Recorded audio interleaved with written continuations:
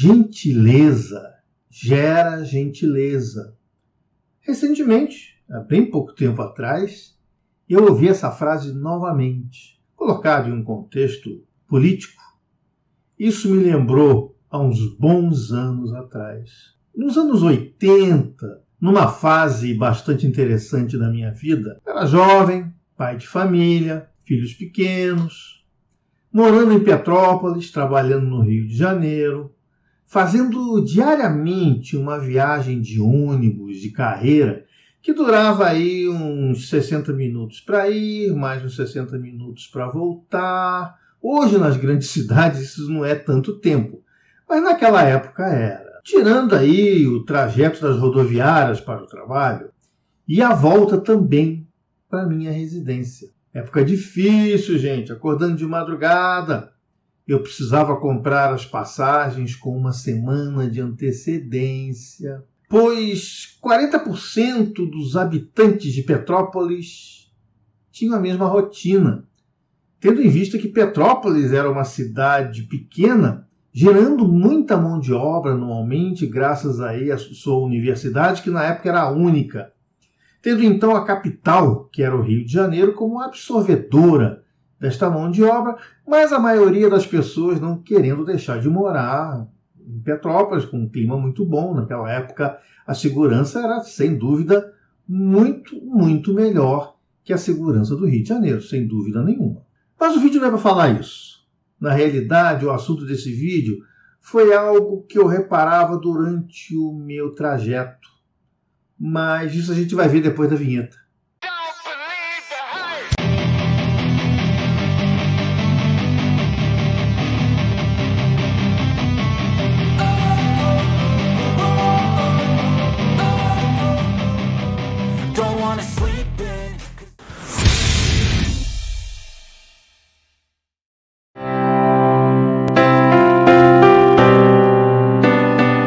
Naquela época, gente, o ônibus trafegava pela rodovia Rio-Petrópolis, depois pegava a Avenida Brasil e finalmente até a rodoviária Novo Rio.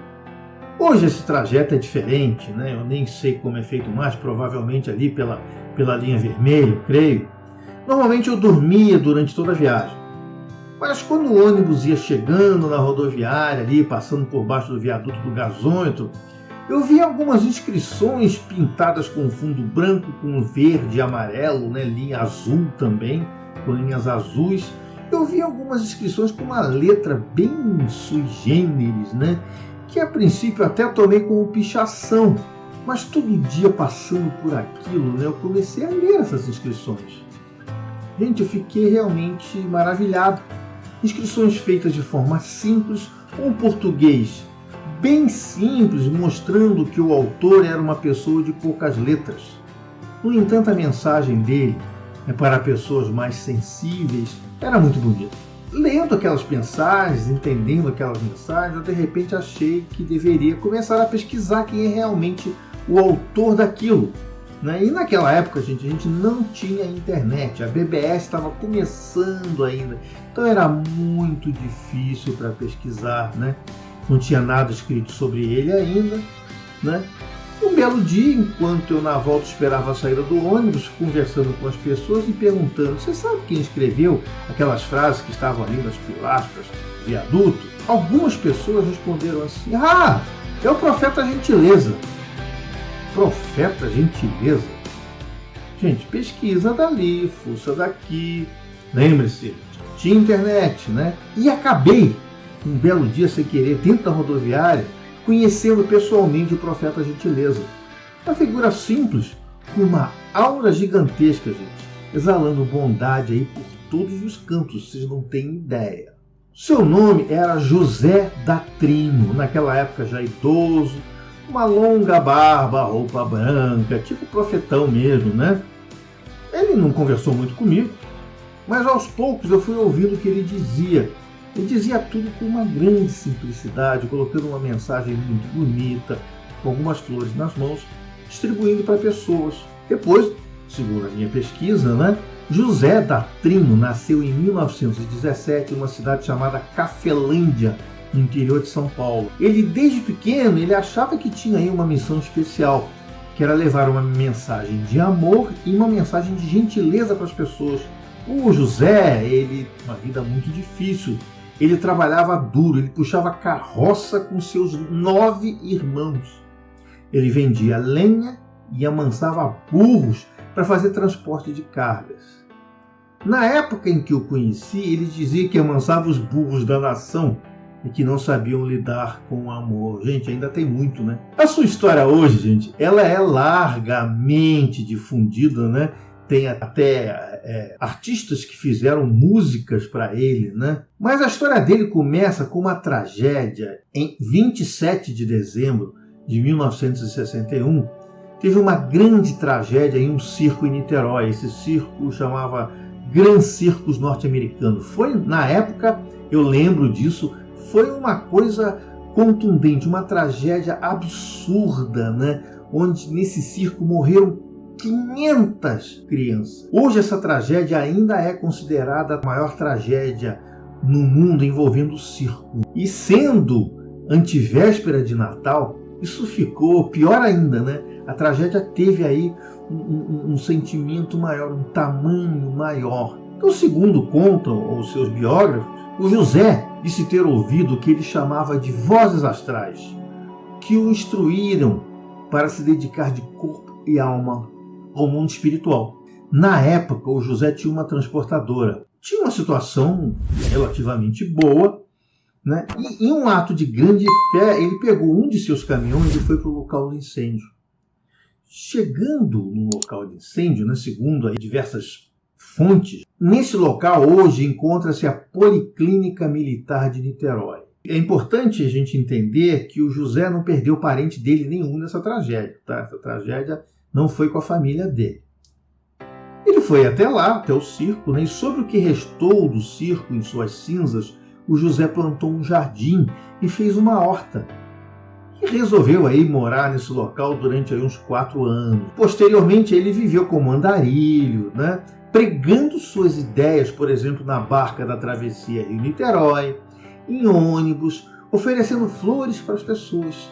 Imagine, gente, naquela época, até eu, com uma cidade cheia de andarilhos e malucos por lá, José, com certeza, ele foi colocado aí no rol desses andarilhos e malucos. Gentileza, ou José da Trino, né, fez família no Rio e posteriormente foi morar com os filhos e esposa no Rio de Janeiro, aí no bairro de Guadalupe.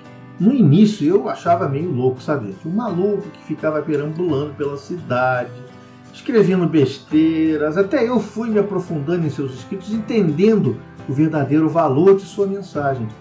Frequentemente, é claro, ele era xingado por palavrões. Ao ser chamado de maluco, o José respondia: sou maluco para te amar e louco para te salvar. Segundo os registros, da Trino também morou na cidade de Conselheiro Lafayette, em Minas Gerais. Fazia suas pregações, né? E socorreu por volta de 77 e 78. Na época em que eu conheci, e também segundo registros da internet, Gentileza pintou 56 pilastras do viaduto do gasômetro, que muita gente conhece também como viaduto do Caju. Esse viaduto tem mais ou menos 1.600 metros de extensão, né? Desde o cemitério do Caju até a rodoviária do Novo Rio. Ele enumerou cada uma dessas colunas, pintou com suas frases, promoveu o amor ao próximo, cumplicidade, fé, e ele fazia uma dura crítica ao dinheiro, gente. Uma dura crítica ao dinheiro. Ele abdicou de tudo para espalhar esses pensamentos, ainda que mantivesse contato com a família, apesar, né, de boatos de que ele vivia só. Bom, gente, José da Trino morreu em Mirandópolis em 29 de maio de 1996 e as pilastras dele chegaram a ser pintadas, a ser cobertas então pela prefeitura, removendo dali tudo que ele escreveu, toda ali a sua memória.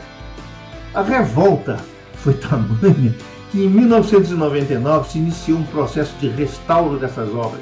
No início de 2000, esses murais foram tombados pelo patrimônio, como patrimônio da cidade, né? Para vocês terem um pequeno exemplo, eu vou dar aqui umas frases do profeta Gentileza. A mais conhecida delas é: gentileza gera gentileza. Sou maluco para te amar e louco para te salvar. Não usem problemas, usem amor e gentileza. Cuidado, cabecinha da humanidade, cuidado, linguinha. Lá no cemitério tinha uma caveira.